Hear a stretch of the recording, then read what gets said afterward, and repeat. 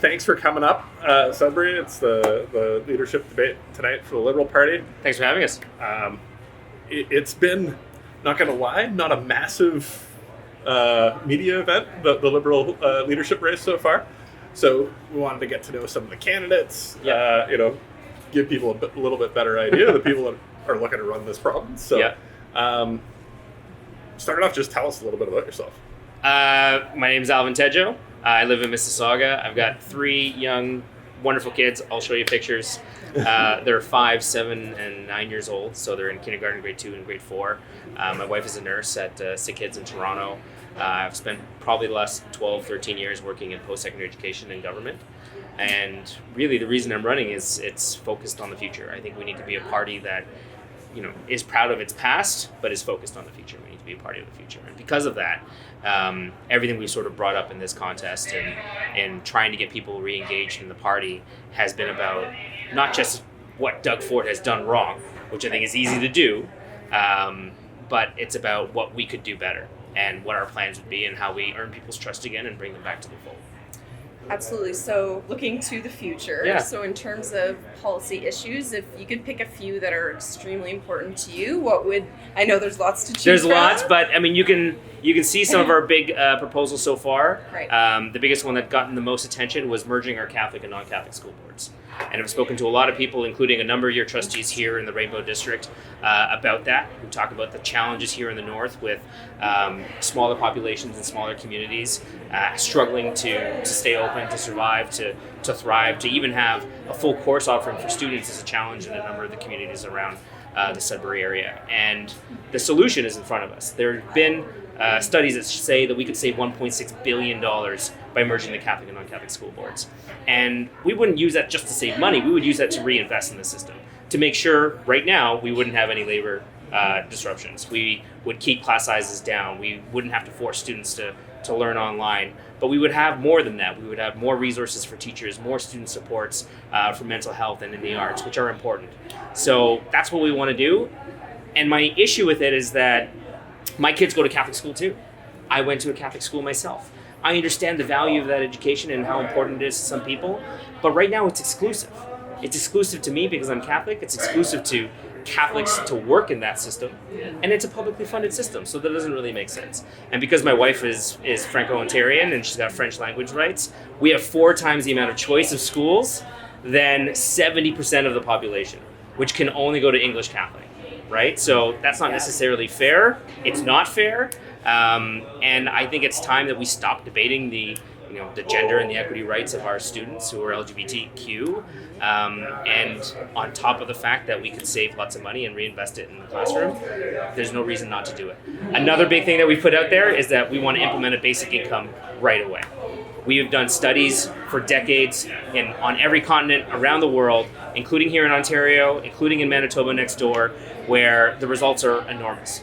We lose $33 billion a year because of the cost of poverty. And that's opportunity costs, that's healthcare costs, that's justice costs, because every time, I told you my wife works at a hospital, every time there's a really cold night, people walk into the ER who don't need it, but they need a place to stay, they need something to eat, they need something warm, and we use our healthcare system to deal with the side effects or the symptoms of poverty instead of addressing it directly.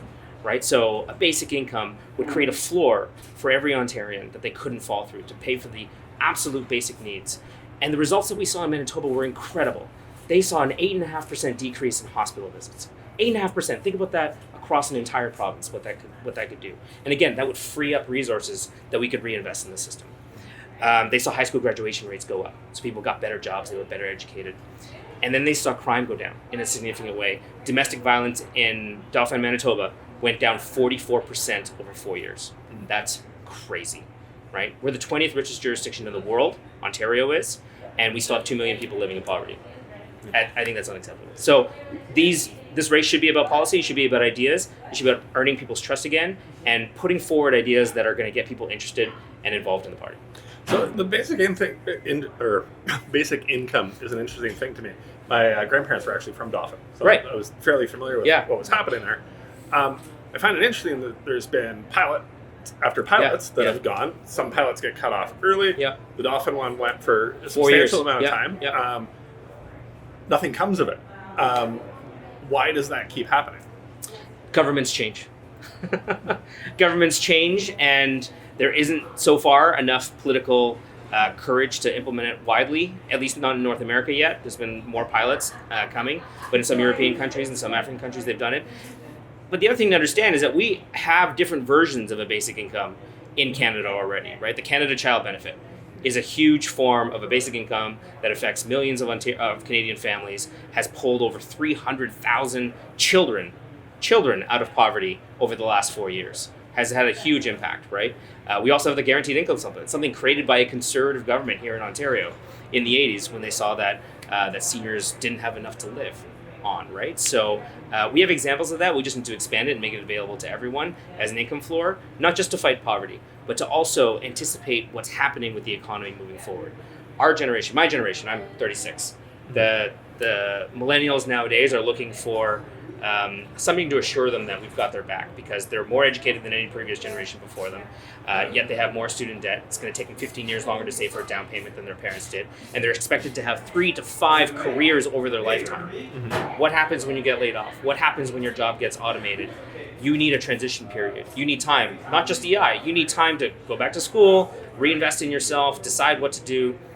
But it's also a freedom thing. It also gives you an opportunity to, get out of an abusive relationship, move to a better neighborhood. It's about choice.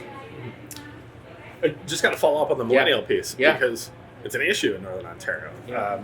We lose a lot of young people year after year after year, and have a hard time retaining them. How does your government shift that tide? Well, I think we need to have, like I said, a future-focused policy perspective, and one that gives young people a reason to look at our party again. Because I think now millennials are the largest voting bloc. They're larger than boomers, but they're not sure who represents their values. Generally speaking, they want to see more action on climate change. Generally speaking, they want to see people invest in the future economy through education. That's what we need to represent, right? We've got some great ideas that have happened over the years that we need to expand. The Northern Ontario School of Medicine, which is in here and in Thunder Bay, was something that I worked on while I was at the Ministry of Training Colleges and Universities in the Ontario government, that we're trying to expand now as part of our campaign. We're saying, let's have a sponsorship program. Let's have every northern and rural community identify all the different needs that they have in terms of education, so that those students can be sponsored by essentially those communities, but by the government, to say, you are going to go study in these programs, and then you're going to go back to your communities and work, because we know there's a need for that. Right now, we don't have that labor market relationship with our institutions or with our government. And so what we need to do is connect people to those jobs and have them trained in those things that we know that they're going to have something to do at the end of the day. So I'm going to build on the comment you said about millennials being the largest voting base to come. So being very involved in politics, just volunteering on a partisan side, but also being an election geek on the non-partisan side, working on our municipal election here. My question to you is, how can we get more people engaged, and especially more youth engaged and interested in politics? We have to listen. I mean, we have to listen to what they're saying, right? And one of the things that the Liberal Party has been accused of, especially from the last election in 2018, was that we weren't listening. We were sitting at Queen's Park in downtown Toronto saying, this is what's good for you and you should vote for us because of that. No, the needs of Northern Ontarians are different than the needs of Southwestern Ontarians. We need to be listening to millennials, not just millennials, but everybody, but specifically around like I mentioned before, the specific concerns around how the cards that we were dealt are completely different than the generation before us, right? We don't have the same circumstances. We shouldn't have the same expectations. But we also have a responsibility to stand up for ourselves and say, okay, this is an issue, I'm going to do something about it. And that's what I think I represent in this race. But you have to give people that hope, right? And that you're going to fight for what they want, and that you're listening to them. So my example of that is, we know through a couple of polls that happened in the fall that 75% of Ontarians support a basic income. 71% of Ontarians support merging the Catholic and non-Catholic school boards. Right. We can't be afraid to talk about those things just because we think that they might be controversial, right? Their sexual education was controversial, but we know it's the right thing to do, right? So we need to get out of our own way and not worry so much about, what's going to be talked about in the dark corners of the web, but actually what people want us to actually work on to create a better society. And that's ultimately what I think we need to do. So if I could ask one last Yeah. one before we do our kind of fun Sure. few to wrap it up. So as a woman who's very passionate about politics and very interested, obviously you're a male candidate in this Yeah. race, what would be your advice to women who want to put their name in the hat? Please run, please run, please run, please run, please run, please run, please run. It takes 7 times, and I think you talked to Kate, Yeah. and she did worked with a number of people that said it takes women an average of 7 times to be asked before they run. Right. Every woman I see who's interested in politics has said, you should get involved in politics, you should run. You should think about it, and then you should think about it again, and then think about it 5 more times before you actually do it. And understand that the issues that affect women aren't just women's issues. They're general issues that affect everybody. And everything that we've talked about, from a basic income, being able to avoid abusive relationships, or being able to survive on your own, is important. We've talked about universal childcare as a huge piece, the third big piece of our platform. That is the number one thing that Equal Voice, which is an advocacy group for women here in Ontario, talk about the single greatest thing we could do to address the gender wage gap. My wife and I were paying $35,000 a year for 4 consecutive years because we have 3 kids under 4. Think about that, $35,000 a year. Wow. Yeah. And I worked in the government, and she was a nurse, right? So we're middle income, but it's so unaffordable. It's so unsustainable. There's no OSAP program for it. There's nothing unless you're desperate in order to help you, right? We need to understand what the pocketbook and the kitchen table issues are for people and for families, especially young families thinking about whether or not they can even afford to have kids, right? The more we talk about these issues, and the more we can address women who understand that this is, and with their own voice talking about that these are their issues, the better we're all going to be. And the economic impact of these plans are in the billions. They're all in the billions, right? It's all about the tone that it's not just a social program, it's an economic program, right? Our basic income plan talks about adding $10 billion to the economy. Our universal childcare plan talks about adding $6 billion to the economy, all of which help pay for themselves through additional taxes and other revenue, right? So this is I think the frame that we need to suggest these things moving on in the future, because people need to understand that we have a plan. So to learn a little bit more about the fun side, Sure. You're driving in the car, nobody else is in it.